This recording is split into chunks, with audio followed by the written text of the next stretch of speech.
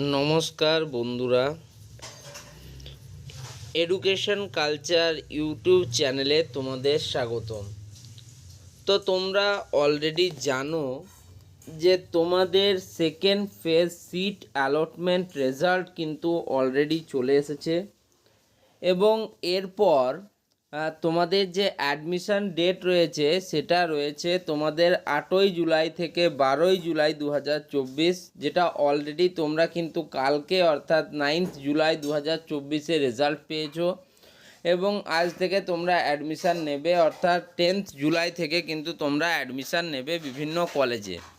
তো তোমরা যারা অ্যাডমিশান নেবে তাদের তো ঠিক আছে, বাট কিছু পরিমাণ স্টুডেন্ট এখনও রয়ে গেল যারা কিন্তু ফার্স্ট এবং সেকেন্ড ফেজ সিট অ্যালটমেন্টে কোনো রকম সিট পায়নি।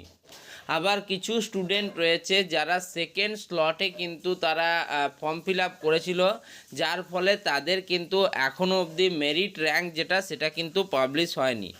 তো তাদের মেরিট র্যাঙ্ক পাবলিশ হওয়ার যে ডেট রয়েছে সেটা হচ্ছে তোমার 12 তারিখ অর্থাৎ 12 জুলাই কিন্তু তাদের সেকেন্ড স্লটের যে তোমাদের র্যাঙ্ক কার্ড বা মেরিট র্যাঙ্ক পাবলিশ হওয়ার কথা সেটা কিন্তু পাবলিশ হবে। এবার দেখো, তো যেহেতু তোমাদের সেকেন্ড স্লট যে মেরিট লিস্ট বা মেরিট র্যাঙ্ক পাবলিশ হওয়ার ডেট তোমাদের দেওয়া হয়েছে 12 জুলাই 2024 এবং 13 তারিখ থেকে 13 জুলাই টু 18 জুলাই এই সময়ের মধ্যে কিন্তু তোমরা এই যে চয়েস ফিল আপ যে প্রসেস যেটা অলরেডি কিন্তু ফার্স্ট স্লটের স্টুডেন্টরা করে নিয়েছে এবং তারা জানে তোমরা কিন্তু নতুনভাবে চয়েস ফিল আপ করতে পারবে। ফার্স্ট স্লটের স্টুডেন্টরাও সেকেন্ড স্লটের স্টুডেন্টরা অর্থাৎ দু ধরনের স্টুডেন্টই কিন্তু পুনরায় চয়েস ফিলিং প্রসেসে অংশগ্রহণ করতে পারবে। তো সেক্ষেত্রে আমি তোমাদের চয়েস ফিলিং সংক্রান্ত বা চয়েস পূরণ সংক্রান্ত কিছু তথ্য দেব। দেখো, বেশিরভাগ ক্ষেত্রে আমরা সব সময় কিন্তু তোমাদেরকে ইংলিশে বলে থাকি, কিন্তু আজ আমি তোমাদের একদম বাংলায় যেরকম বোঝাই সেটা কিন্তু বলবো। দেখো, চয়েস পূরণ সংক্রান্ত করা সংক্রান্ত তথ্য প্রথম হচ্ছে, দেখো চয়েস বলতে কি বোঝায়। চয়েস বলতে বোঝায় একটা ইনস্টিটিউট এবং একটা ব্রাঞ্চ এর কম্বিনেশনকে আমরা সবসময় চয়েস ফিলিং বলি। এই যে চয়েস ফিলিং প্রসেস, তো চয়েস ফিলিং মূলত ইনস্টিটিউটের সাথে ব্রাঞ্চ এর যে কম্বিনেশান সেটাই কিন্তু হচ্ছে তোমার চয়েস। যেমন ধরো এপিসি রয় পলিটেকনিক এবং মেকানিক্যাল ব্রাঞ্চ, ওকে। একইভাবে BPC institute of technology civil branch, MBC institute of technology electronics and telecommunication engineering branch, এই দুটোর যে কম্বিনেশান সেটাকেই কিন্তু আমরা চয়েস বলি। এবার দেখো তুমি কিভাবে চয়েস ফিল আপ করবে। তো দেখো, চয়েস ভরার আগে তোমাদিকে জেনে নিতে হবে যে গত বছর অর্থাৎ তার আগের বছর অর্থাৎ সর্বশেষ র্যাঙ্ক কী ছিল, ক্লোজিং র্যাঙ্ক অর্থাৎ সর্বশেষ র্যাঙ্কটা ভালোভাবে তোমাকে জেনে নিতে হবে। যেমন ধরো এপিসি রয় পলিটেকনিকে 2023 সালের কম্পিউটার সায়েন্স অ্যান্ড টেকনোলজির কাট অফ ছিল 752, লেটস অ্যাজিউম। তাহলে এই যে 752 র্যাঙ্কের মধ্যে এপিসি রয় পলিটেকনিকের কিন্তু সিট অ্যালটমেন্ট কমপ্লিট হয়ে যায়, সেক্ষেত্রে তোমার র্যাঙ্ক যদি 22,712 হলো, সেক্ষেত্রে এপিসি রয় পলিটেকনিকের কম্পিউটার সায়েন্স অ্যান্ড টেকনোলজি পাওয়া তোমার ক্ষেত্রে সম্ভবপর নয়।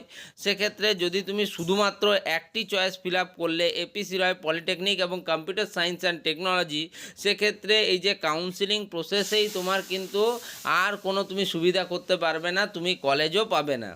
অর্থাৎ সেক্ষেত্রে তোমাকে কিন্তু আগের বছর ক্লোজিং র্যাঙ্ক দেখতে হবে। আবার ধরো তোমার র্যাঙ্ক হয়েছে 5074, তুমি দেখছো আগের ইয়ার কেজি ইঞ্জিনিয়ারিং ইনস্টিটিউটে ইলেকট্রিক্যাল ইঞ্জিনিয়ারিংয়ের র্যাঙ্ক কাট অফ গিয়েছিল 8000, সেক্ষেত্রে যেহেতু আমার 5000 র্যাঙ্ক আছে, আগের বছর কাট অফ গিয়েছিল আমার 8000, তাহলে কিন্তু আমার কলেজটি পাওয়ার একটা চান্স রয়েছে। তো এরকম কলেজে ভর্তির আগে আমার কিন্তু গত বছরের ক্লোজিং র্যাঙ্ক দেখে নিতে হবে। আর ক্লোজিং র্যাঙ্কটা কীভাবে দেখবে সেটা কিন্তু এই চ্যানেল থেকে তোমরা বুঝতে পারবে। 3, মনে রাখতে হবে ওই সব ক্লোজিং র্যাঙ্কস কেবলমাত্র প্রার্থীকে সঠিকভাবে চয়েস ভর্তি করার সাহায্য করার জন্যই দেওয়া হয়েছে। অর্থাৎ ওইসব ক্লোজিং র্যাঙ্কের ধারণা নিয়ে র্যাঙ্ক অনুযায়ী একজন প্রার্থী তার পছন্দের যে কোনো একটি সিট পাওয়ার সম্ভাবনা যতটা সম্ভব বাড়িয়ে নিতে পারে। তোমাকে কি বললাম যে ওখানে যে ক্লোজিং র্যাঙ্ক তোমরা দেখবে সেই অনুযায়ী তুমি একটা ধারণা করে নেবে যে আগের বছর 8,000 গেছিলো কাট অফ, এই বছর 7,000 যাবে, কিন্তু তার থেকে কম হওয়ার সম্ভাবনা কম। সেক্ষেত্রে তোমার কিন্তু একটা ধারণা হয়ে যাবে যে তুমি ওই কলেজে ওই সিটটি পাবে কি না। উদাহরণ হিসেবে ধরা যাক, গতবারের কোনো কলেজে সিট বা চয়েসের ক্লোজিং র্যাঙ্ক ছিল 750। একজন 20,000 র্যাঙ্ক করা প্রার্থী ওই চয়েসটি নিশ্চয়ই দিতে পারে, কিন্তু মনে রাখা দরকার ওই সিটটি অ্যালট হওয়ার সম্ভাবনা তার ক্ষেত্রে খুবই কম হবে। বুঝতে পারছো যে তুমি হয়তো 20,000 র্যাঙ্কে তুমি দিয়ে দিলে কলেজটি, দিতেই পারো, সেটা তোমার মন, কিন্তু সেখানে তোমার কলেজ পাওয়ার কি সম্ভাবনা আছে? সম্ভাবনা কিন্তু অনেক অনেক কম। সেক্ষেত্রে তুমি হয়তো কলেজ পাবে না। ওকে, তাই আমাকে কিন্তু চয়েস পূরণটা বা চয়েস ফিলিংটা ঠিকভাবে করতে হবে। 4 নম্বর কি বলছে, সেই জন্য সমস্ত প্রার্থীদের যত বেশি সংখ্যায় সম্ভব চয়েস কিন্তু ভর্তি করতে বলা হচ্ছে।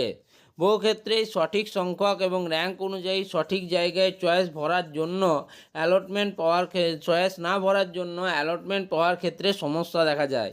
তাই তুমি ধরো একটা কলেজে ভরে রাখলে সেই কলেজে তোমার র্যাঙ্ক কাট অফ এলো না, তুমি কিন্তু কলেজই পাবে না, পুরো ইয়ারটা তোমার বরবাদ হয়ে যাবে। সেক্ষেত্রে তোমাকে কিন্তু যথেষ্ট পরিমাণ তোমাকে কিন্তু কলেজ সাজাতে হবে এবং র্যাঙ্কগুলো দেখে নিতে হবে, ক্লোজিং র্যাঙ্কগুলো। 5 নাম্বার কি বলছে দেখো, বলছে অবশ্যই মনে রাখা দরকার সেই সমস্ত চয়েসেই একজন প্রার্থীকে ভরতে হবে যার থেকে যে কোনো একটি পেলেই সে সিটটি অ্যাডমিশনের জন্য বুকিং করতে প্রস্তুত থাকবে। তুমি সবসময় তোমার পক্ষে যেটা বেস্ট ট্রেড বা বেস্ট চয়েস সেটাই কিন্তু ফিল আপ করবে, যাতে তুমি সেই চয়েসটা পাওয়া মাত্র তুমি সেই কলেজে কিন্তু অ্যাডমিশন নিতে পারো। ওকে, বুঝতে পারলে আশা করি। 6 নম্বর কি বলছে, সব প্রার্থীরই যে কোনো চয়েস বা যত খুশি সংখ্যক চয়েস ভর্তি করার স্বাধীনতা আছে। তুমি যে কোনো কলেজে যে কোনো ব্রাঞ্চ নিতেই পারো, চয়েসের মধ্যে তোমার রাখতে পারো, তার জন্য তোমার পূর্ণ স্বাধীনতা আছে। কিন্তু গতবারের ক্লোজিং র্যাঙ্কের তালিকা দেখে তাকে ধারণা করে নিতে হবে যে নিজের র্যাঙ্ক অনুযায়ী সে কত সংখ্যক চয়েস ভর্তি করবে। সেটা তোমার মন। তুমি একবার মোটামুটি দেখে নিলে যে আমার র্যাঙ্ক হয়েছে 10,000 বা 100, তাহলে আমি কোন কোন চয়েসটা ফিল আপ করবো, কোন কোন কলেজটা আমার দরকার। ক্লোজিং র্যাঙ্ক দেখে নিলে, কোন কোন কলেজটা তোমার পছন্দ দেখে নিলে, কোন ব্রাঞ্চে তুমি অ্যাডমিশন হতে চাও দেখে নিলে, তারপরে কিন্তু তুমি যত সংখ্যক কিন্তু চয়েস ফিল আপ করতে পারবে। 7, মনে রাখা দরকার যত বেশি সংখ্যক এবং সঠিক জায়গায় চয়েসগুলি ভরা হবে সিট বা অ্যালটমেন্ট পাওয়ার সম্ভাবনা তত বেশি হবে। এই লাইনটাকে হাইলাইট করো তোমরা। কি বলছে দেখো, মনে রাখা দরকার, তোমাকে মনে রাখা দরকার যত বেশি সংখ্যক এবং সঠিক জায়গায় চয়েসগুলি ভরা হবে, যত বেশি তুমি সঠিক জায়গায় চয়েসটা ফিল আপ করবে, তত কিন্তু তোমার সিট বা অ্যালটমেন্ট পাওয়ার সম্ভাবনা কিন্তু বেড়ে যাবে। নেক্সট দেখো 8 নম্বরে কি বলছে দেখো, অ্যাডমিশনের জন্য চয়েস ভর্তি করা সিট বা অ্যালটমেন্ট পাওয়া সুনিশ্চিত করে না। যে কোনো একটি সিট পাওয়া নির্ভর করে প্রার্থীর র্যাঙ্ক, প্রার্থীর চয়েস এবং তার র্যাঙ্ক, আসন সংখ্যা এবং অবশ্যই প্রার্থীর থেকে উচ্চ স্থানাধিকারী প্রার্থীদের চয়েসের উপর। দেখো, তোমাদের জন্য অ্যাডমিশনের ক্ষেত্রে খালি চয়েস ভরে দিলাম এমনটা করলে কিন্তু হবে না।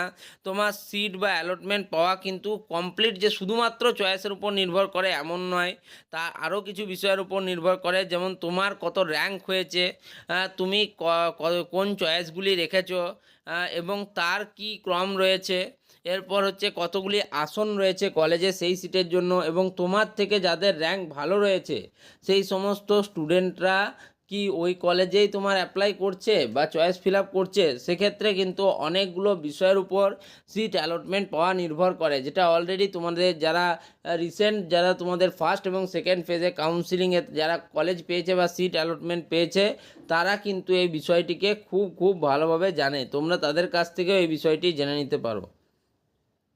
নেক্সট 9 নম্বর পয়েন্টে কী বলেছে দেখো, বিশেষভাবে মনে রাখা দরকার এবছরেও বেশ কিছু নতুন গভর্নমেন্ট ও প্রাইভেট পলিটেকনিক যুক্ত হতে পারে, যাদের ক্ষেত্রে গতবারের কোনো ক্লোজিং র্যাঙ্ক নেই। সেক্ষেত্রে চয়েস ভর্তি করার আগে ওয়েবসাইটে দেখা তালিকা থেকে সেগুলি সম্বন্ধে জেনে নেওয়া দরকার।